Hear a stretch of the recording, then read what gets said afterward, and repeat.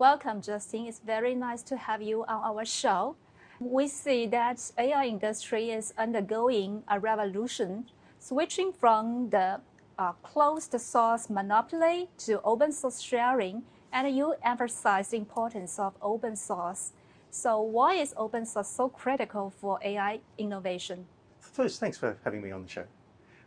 You asked why AI innovation or open source is critical to AI innovation. And there's several reasons for that. The first, I think, is trust. If you have an AI model, which is open source, you can see how it was made and all the bits that went together for it, and that actually increases trust with it. So people who use it are more likely to use it and share it because they feel that it's safe. They can improve on them and change them because the source code is available there, and they can change the source code and make it do what they want rather than trying to work around that in other ways. Speaking of the AI technologies, there are three elements we talk a lot about.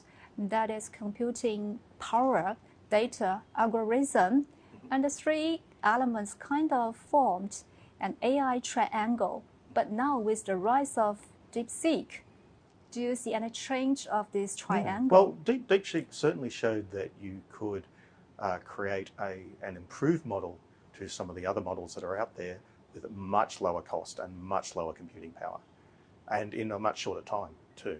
So they did use what had already existed out there, but they were able to use that and improve on it using lower cost hardware. So I think that trend is going to continue. It still requires large amounts of computing power, but I think over time that will decrease, and you'll see models being able to do more things with less computing power. On the other side of it, you mentioned data. Data is definitely an issue. There's only a limited amount of data, and most of the large language models have already consumed most of that. So we've got to a point where we actually have to synthesize data and make things up to provide data for training models.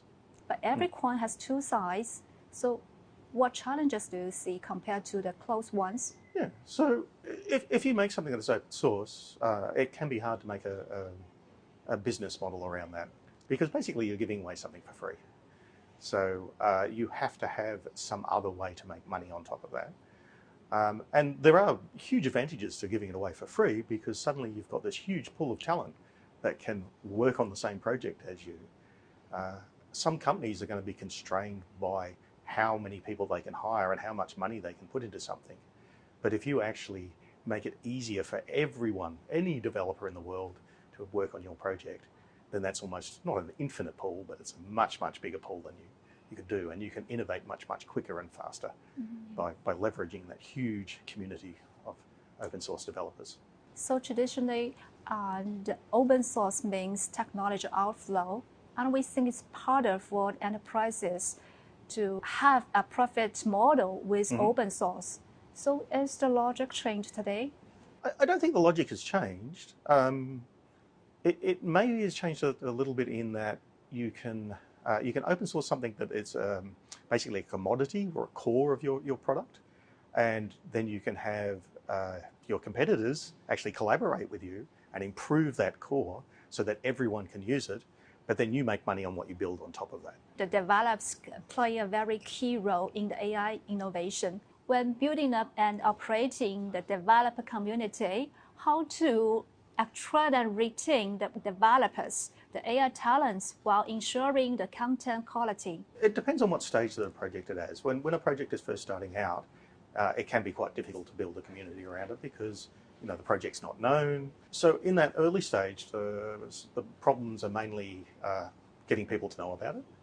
And there were ways of doing that, speaking at conferences and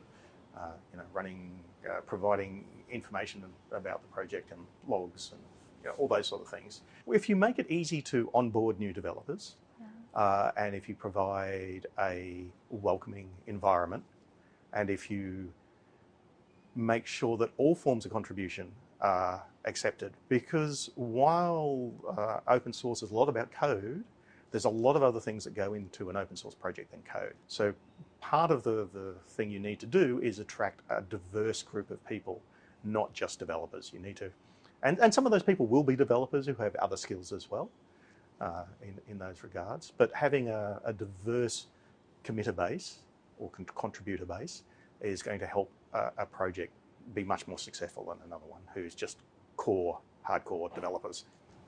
I think the open source means cooperation to sharing the codes and expertise, but is there any disputes or conflicts between the developers? So how to handle this issue? Yeah, so conflicts can arise in any community. It's not just a community of developers. And you often, you need to set some ground rules, basically. And you have a governance model that's clear and well documented, and people know what they should be following, then that can certainly stop a lot of these sort of problems from happening. It can be a tough task. It depends on the skills and the experience of the person who's involved in these communities. A lot of communities are self-organising and self-governing and just need like little pushes in the right direction occasionally. There are different models of open source software development. It used to be that a common model had a single founder or one person who was a luminary and who controlled the project and set the direction. That is being less common these days. That is maybe seen as not the best way to have a long-term open source project, because eventually that person may go somewhere else or may not be interested in the project anymore, and then who replaces them? So how to get balanced between the fairness, the openness, the commercialization, and the professionalism? You can certainly be professional and work on open source projects. And part of being professional is keeping the values of open source true. So, being open, being transparent, working with the community. Sometimes, however, that can put you in a situation where, say, the company that you work for has different aims to what the open source project has. And that can be difficult to try and resolve that. How do you see the role of Chinese developers in the global open source development community? So the ASF is a charity for the public good, and we have 300 projects, and they have contributors from all over the world. In a lot of the cases, we don't actually know where those contributors are from. We can take guesses from their names, or in some cases we may know where they're from, but in general we don't ask that. And so we actually do have a large number of Chinese contributors to the ASF. The last time I looked, I think it was about a third of all contributions to the ASF, maybe a little higher, from China. We certainly have some projects that have started in China and have been donated to the ASF and have grown. Some of them have grown beyond the boundaries of China and become a global project. Some of them are more focused here. And there are many, many open source projects at the ASF that are used in China throughout. So, projects like Apache Kafka and Cassandra and Hadoop and Hive and Iceberg, all of those are used in the AI space, and they all came from the ASF, and they all have contributors who come from all over the world, including China. Let's talk about the data governance. And when people in our developed community, we share data, but is there any risks regarding to the intellectual property rights, the data security, or data fairness?